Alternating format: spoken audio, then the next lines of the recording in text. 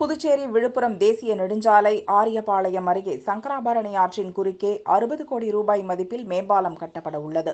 இதற்கான பூமி பூஜையை கவர்னர் தமிழிசை துவக்கி வைத்தார்.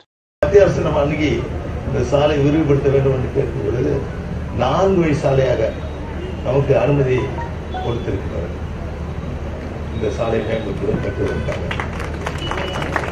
சுமார் 70 கோடி ரூபாய் அதற்கு இந்த மேம்பாலம் கட்டுகிற பணிக்கு மதிப்பீடு செய்யப்பட்டது.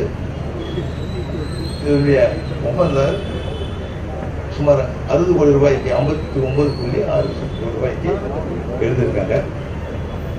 இந்த கட்டுமான பணியை விரைவிலேயே தொடங்கி 24 மாதம் முடிக்கணும்ன்றதான் நம்முடைய ஒப்பந்தம். முதலமைச்சர் அவர்களும் திறந்த மனதோடு புதுவையை வளர்ச்சி பாதைக்கு கொண்டு செல்ல வேண்டும் என்ற ஒரு எண்ணத்தோடு பணியாற்றி கொண்டிருக்கிறார்கள்.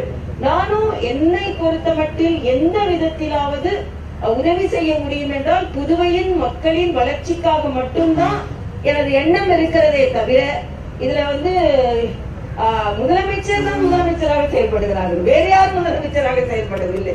இதை நான் தெளிவாக சொல்லிக் கொள்கிறேன்.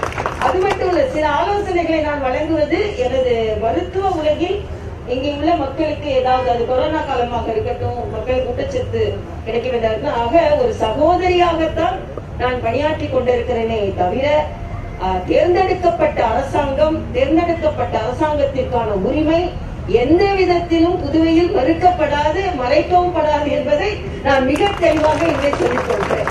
ஏனென்றால் இங்கே எல்லோரும் இணைந்து, அது மரியாதைக்குரிய முதலமைச்சராக இருக்கட்டும், துணைநிலை ஆளுநராக இருக்கட்டும், எதிர்கட்சி தலைவராக இருக்கட்டும், சட்டமன்ற உறுப்பினர்களாக இருக்கட்டும், இல்லை என்றால் அமைச்சர்களாக இருக்கட்டும், எல்லாரோட ஒற்றை நோக்கமும் புதுச்சேரியை மேம்படுத்த வேண்டும் என்ற ஒற்றை நோக்கம் தான் இருக்கிறது. இதுல எந்த